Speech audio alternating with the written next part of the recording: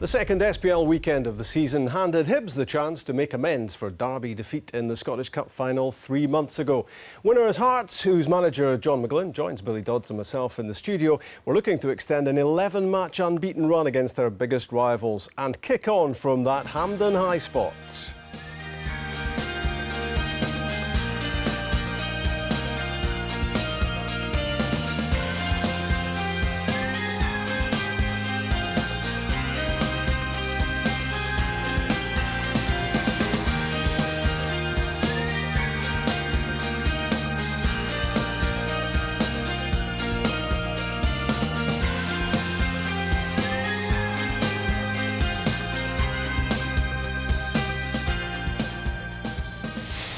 Manager Pat Fenlon continues to make changes to his Hibs team. A Derby debut today for midfielder Gary Deegan, and former Hearts defender Alan Maybury crossed the divide.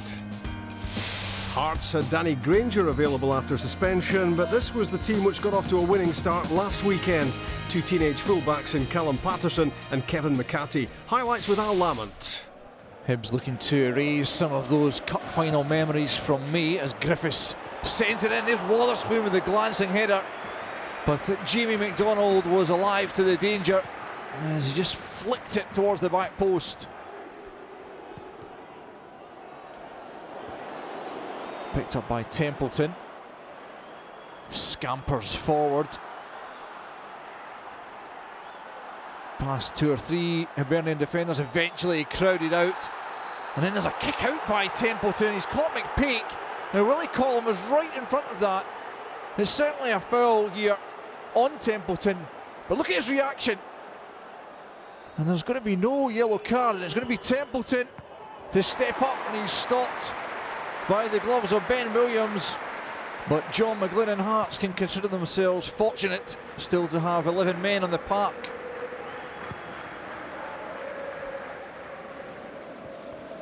Sutton in ahead of McPake.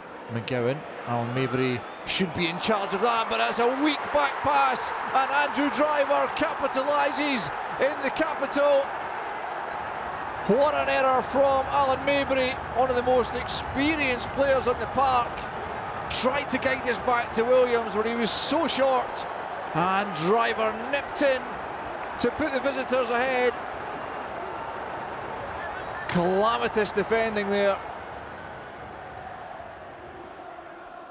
Hearts looking to rub salt in the Hibs wounds. Hibs were really poor last weekend. Here goes Griffiths, trying to draw them level. He's got men in the box. Oh, so close to the equaliser from Lee Griffiths. Well, expect the unexpected when Lee Griffiths is around. I think everyone in the ground thought this was going to go across goal, and it almost found the back of the net. Cool play by Maybury. Looks to have put that mistake behind him. Stevenson switches play. Here's Wotherspoon. Griffiths is onside. It's the equaliser, and it is Lee Griffiths celebrating in front of the Hearts fans. Oh, it's a terrific move from Hibernian. Stevenson for Wotherspoon, clearly onside, and such a cool finish through the legs of McDonald. And in off the post, and Hibernian deservedly levelled just before the interval. Great pass from Wotherspoon, but look at the quick feet from Griffiths. Peter Houston just managing to keep his eyes open, I think. Templeton swings it in, Williams misses it, and McGowan should have scored. Well, Williams had looked assured up till this stage, completely missing that one, and McGowan really should have hit the target. No Pat Fenlon in the Hibernian technical area, following his cup final misdemeanours. As Clancy flings it in, and McPake was first there. Well, he's not the biggest, James McPake, but he certainly wins more than his fair share of aerial battles.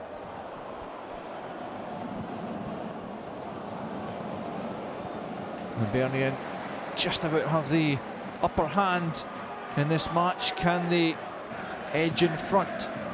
Here's Griffiths. Oh, that's a lovely turn from Griffiths. Well, he can't match the turn with a finish. Terrific play, but really poor in the end. Clancy again with another of these long throw-ins. McPeak again climbs highest, and this time McDonald has to throw himself to his right. McPeak out-muscling Zaliukas there. John McGlynn maybe slightly concerned. Here's Campbell. McDonald did enough. Campbell left all alone at the back post. The substitute could have made a real name for himself there. Mary Towell, as Hearts look to snatch a winner at the death. The keeper misses it again, but McGowan couldn't find the net. And Williams breathes a sigh of relief, I'm sure, as Hearts come close to claiming all 3 points. John, you're never going to complain about a point at Easter Road, but in terms of performance today, do you think the players believed a bit of the pre-match publicity that it was going to be a bit of a scoosh? Perhaps that might have been our downfall today, yeah, because we were disappointed in our overall performance. We felt we've been playing better than that in the pre-season games. In the game last week against St Johnstone, we got off to a flyer, we played very well. And we went down there today with a lot of confidence, a lot of optimism, and we never really got to the heights that we had previously set. Did Hibs, Billy, restore some pride on the back of the Hampden Horror Show? I think they needed some sort of performance, and not just the Hampden Horror Show. It was last week's performance against United. I think they needed something. They gave their fans that today. I think the formation suited them. I think they've been getting done down wide areas, Hibs, with the formation they were playing. I think now 4-4-2, sometimes a basic formation, lets the players know their jobs, and I think that shone through today. There were young players, John, on the pitch. There were players inexperienced in the derby, and it was surprising, wasn't it, that one of the most experienced players on the pitch made the most basic of mistakes here, Alan Maybury, to let in Andy Driver. Yeah, very much so. We've done well there, John, sitting with a challenge and Ryan putting the ball in behind them, and Drivers gambled and John Sons went towards the goalkeeper, which might have just made it difficult for Alan Maybury, but fair play to Andrew Driver. He's followed in and he's taken it very well. Brilliant from his point of view. Drivers read the situation and scored, but Maybury recovered well after that. But I think I can't for the life of me understand why he just never popped up in the air, because it takes Driver out of the equation and gives his goalkeeper a better chance. I know it might knock it over him, but just knock it up in the air and it just takes that out. But brilliant from Driver.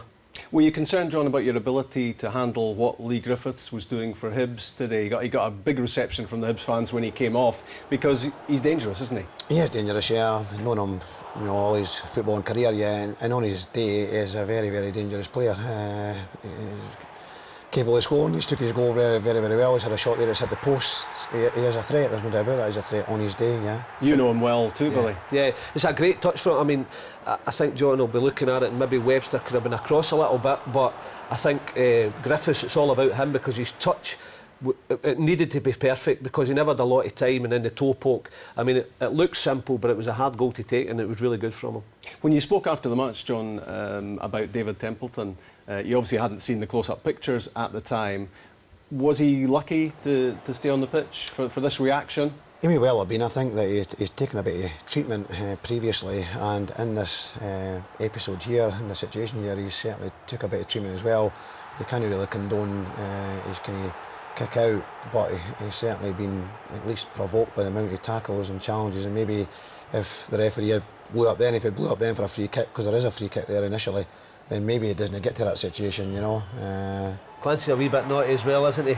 Coming in there. Yeah. You can't do what Templeton did, but you know what? He's had a little lash out. He's lucky. Willie called him right on the spot. Had a good view of it, calmed the situation, but I think a bit of experience from Templeton, because he grabs his head, and I think that might have put Willie Collum off. So a wee bit of experience from a young lad as well, but it certainly got him off the hook. But maybe one of the Hibs players was lucky to be on the pitch as well. When you look at Gary Deegan, he's known as the Pitbull. I think he probably lived up to that nickname today. That was a yellow card for the challenge on David Templeton. I don't think there was too much doubt about that one. After that, a player like him, John, is always going to be walking a bit of a tightrope.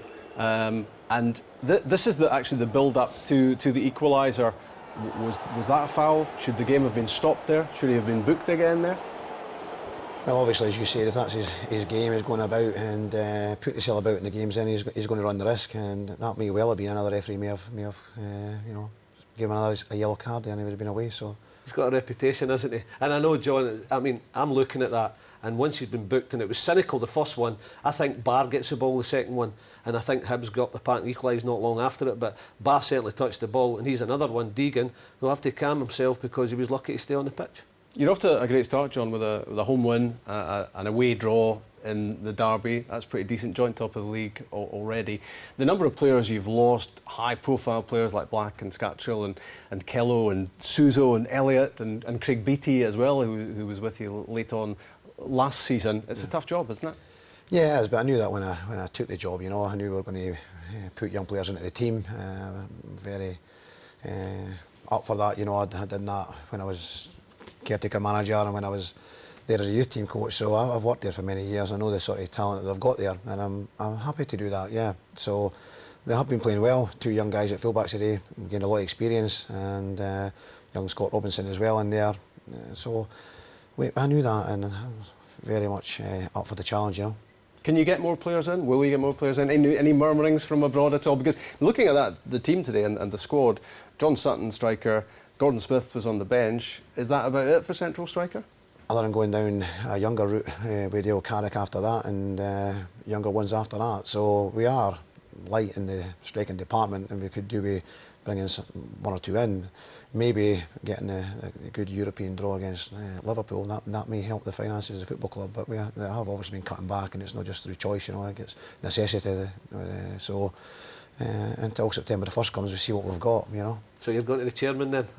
I mean, I think it's important that it's all about keeping players for John now, but certainly you can't stop trying to bring players in, especially if you're that short up front. You mentioned Liverpool, John. Is that an exciting or a frightening prospect to be squaring up to them in the Europa League? Well, a bit of both. We've started our preparation today. John Murray was down watching them today, and you know, he tells me I've nothing to worry about. A bit tongue in cheek, to be fair.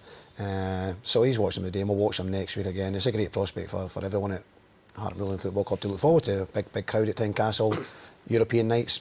Fantastic. We should stress that that's not the Liverpool you're going to be playing against, but they've got such a pedigree in European football, haven't they? And we will remember, Billy, the last time they played a Scottish side, Celtic, on the way to Seville. Celtic went to Anfield and won, but it's a tall order for any Scottish team at the moment. Yeah, it's the golfing class, and you see Liverpool adding Joe Allen for £15 million. It's going to be difficult for. I would have preferred for the best scenario for Hearts to get through a couple of rounds and then play Liverpool, but they've got the glamour tie. The players will love it. John will love it. Financially, it's great, but long term and for the coefficient, it's going to be a tall order for Hearts to go through.